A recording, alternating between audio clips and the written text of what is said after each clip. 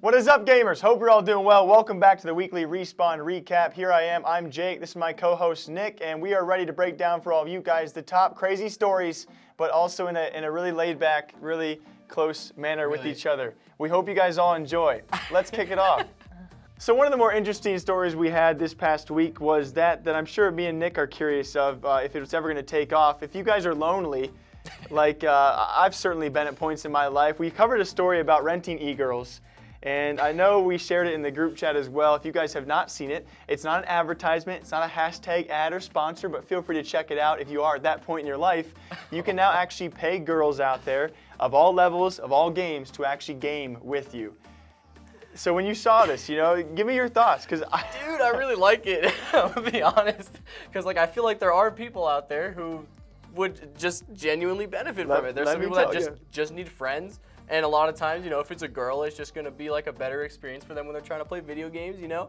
Sometimes, some people are just looking for some chicks to play with. Yeah, whether it be friendly or, I can see it going a lot of wrong ways. I actually mentioned in the video as well, you know, these games can be pretty long. And a lot of the things you search for these girls are like $1 a game. Yeah. If you're playing League of Legends or Counter-Strike, that's a good solid hour. For $1? $1 for an hour is pretty good. And rate. They might be your friend afterward. Obviously, we're also I cannot wait for the first case of some chick reaching a really high rating, but we find out it's like a dude pretending to be. We're gonna more coming soon, guys. Next up, we're gonna cover eboy.gg because that's certainly coming down the line. Yeah. By the way, I just want to say, like, I'm not kidding when I say this. I'm probably gonna try it out and just let you guys know how it goes. $1, dude. I'm just saying. Great. We'll make sure we'll record it for all of you guys. This next one for me is a really touchy topic because, you know, we cover a lot of people that we like. It's a very weird conflict to have as a news source of you talk about teams and orgs and players that you like, but you also have to be honest with people.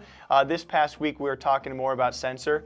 Obviously, you know a bit of his background as well. He still is a Call of Duty pro. He's a current sub player, a former starter way back in the day, and definitely one of the more controversial signings with everything around him. Obviously, we've had his heated debacles back and forth with his own teammates who do start. We now have New York subliners actually signing a new sub after they already started a different sub instead of Censor. His whole dad thing we talked about in the Instagram post. And he continues throughout all of this to tweet out just the most motivational, positive stuff. And it makes it really hard for you and me. Because, like, obviously we respect the grind. Yeah. But at one point or another, where do you go, like, hey, this isn't it, you know? I don't know, but I feel really bad for him. And he probably, I don't know. Subliners are what? They're dead last right now. Yeah, they've won one series. And it's like, why not just give him a try at that point? Right. Yeah. So. But then the pros and the actual competitors are like, there's a reason why. But obviously us as bystanders, we're like, dude, you're dead last in the league. You've won one series. You tried out. Yeah, you got nothing to lose, and give it to Dougie boy. At this point, I think I'm fairly confident that he's not going to get a chance this season. But then again, would it really surprise us if he did? I wouldn't be surprised, but I've been keeping up with him a bit on Twitter, just seeing like his little clips that he posts, and I'm like, you know, just give him a little chance. He has his moments. Just for a little, yeah, he can be pretty dang good at times. Of all esports pros that are not currently starting across every esport, he is certainly the most motivated and likely the one that is certainly drawing the most attention. He deserves it. We'll see what comes out of it. Wait, why'd you put your legs down, dude? Why'd you put yours up? Because you had them up. So we're talking about Valorant yet again. Just juicing the channel with some Valorant SEO and searchability, baby. If you guys didn't catch the video and the future of this, we're both going to be tag teaming. That could be taken out of context. We're both going to be covering Valorant news in the future, and we have our first official signed Valorant pro, that being a current Counter-Strike banned pro. Swag. And there's not much better of a name, you know? It's actually T1. I think the more important part is not even the fact that we have actual pros being signed to contracts for a game that's not even here, but T1, it continues to make gigantic moves. They re-signed Faker just this past few months, dropped some huge money on him, and now going into and signing a tactical FPS, something along those lines. Something like that. Crazy. FPS pro. Something we haven't seen ever. Yeah. But at the same time, like, there were so many people that were like kind of ragging on him for like signing someone before, you know, the game's actually out. But it's like the game is going to play pretty much identical to CSGO in terms of like aim, I should say. Closest and like, yeah, like you can probably trust Swag, someone who is pretty god tier at CSGO, like coming over to Valorant. I feel like a lot of people were giving it crap, even though it's like, you want to kind of get that stuff early so other people grab them first. Yeah, exactly. But it's so weird, like, because we've never had this moment of like, at what point in time, once the game releases, do you want to start signing people, right? Yeah. Like, do you want to do it before? Do you want to do it after? How long do you wait for like all the top tier prospects? It's especially weird because it's like it's a brand new esport, and it's like CSGO had CS Source and CS 1.6 before it. You see the same pros going up through. And a game like League of Legends has been around for so long. We already have everything established with the academy and such. So it's like a brand new whole ecosystem. We're gonna see all these 5-man teams come together and have no idea if Swag could suck. Yeah, this is true. Or he could kill it, and then we'll come back and judge. We can judge the first ever Valorant Pro signing. Oh, dude, like just us sitting on the couch, just like watching the first ever Valorant game. And this was not it. Dude, or Swag, this was, Swag not the move. So exciting times coming. We're still hyping up Valorant. The first pro has been signed. More pros to come. Next up, guys, we're talking about a FaZe content house supposedly paying I think around 80 grand a month for these guys. Now, they have several members being located in the compound. It's not a house. These are no longer content houses. This is a freaking compound. Our camera guy, you guys can't see, just telling us it was apparently Justin Bieber's old residence, which just shows you there's a lot of speculation. I think Adapt said 30 million, other people saying 10 million. It's $1 million compound. They're paying 80 grand a month to actually have these content creators in. Respect it, but we're just reaching these new steps and heights of who I don't know spend the most money. Who else can do this though, right? Right, I don't know, man. FaZe is freaking huge, right? So I mean, they are the biggest in terms of brands and impressions, viewership. Yeah. There's no comparison. That just does tell you like how comfortable they are just sitting on that stack of cash, though. It's but it makes you wonder if you're a FaZe investor, if you're ever.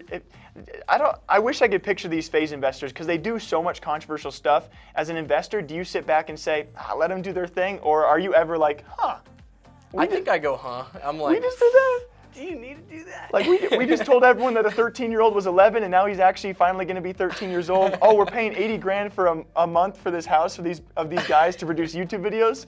Obviously, I think it's fine. No, all press is good press, right? Yeah.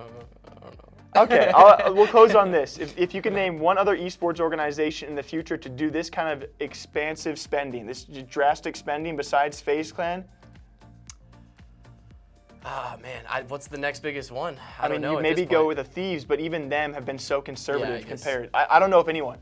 Yeah, I guess that's the answer right there. FaZe is spending dollar signs that no one else will frickin' spend. What do you guys think, huh?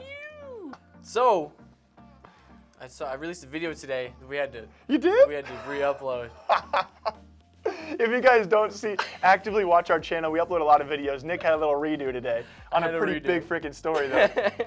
I was very upset with myself for that one. I was like, God, man. Sometimes words are just hard, dude. Tell them what it is, though. Okay, sorry. So, DrDisRespect, which we totally expected, right? Just re-signed with Twitch just today, actually. Released a really cool video for it. That was the sickest video. That dude can act. Hollywood, dude, yeah. And were those like graphic effects characters that were talking to him? I couldn't even. Dude. Pete, you can say. They were real people. They were real people? It was real people they on looked. green screen. Oh my God. Green screen. Just like he was so like freaking like he was so like, what are you guys giggling at? And I was like, oh my God. But obviously, super cool video. Obviously, a huge announcement. We did see it coming. Like, come on. We saw the trash talk. We saw the hype up. The giant thing based off, you talked about as well. Who was actually paid more? Yeah. Was Ninja paid more to leave, or was Doc paid more to stay? That's such a great headline. That's such a great future story. It's too big. That only those two guys probably know, or their close friends probably know the actual exacts. I think besides that, the main takeaway is, we've said it time and time again here on this channel, is Mixer dead? I mean, I don't know if there's a comeback from this. I know, dude. Twitch and YouTube. Has Mixer been like growing at all? No. Right? I know Pete behind the camera shaking his head. Right? No, it has not. It's been very obvious. It's been stagnant. Yeah. So it's looking like it's just going to be a decline from here, right? Unless some miraculous pickup. I don't know. YouTube doing gigantic things. That's Twitch true. now daggers back-to-back weeks. Pokimane and DrDis, both likely the biggest in female and male creators on their platform. Yeah. So I mean, double back daggers. We'll see what the future is. Is Mixer dead? I don't know. Is Twitch still competing with YouTube clearly 100%. And spending lots of money on doctors to do so?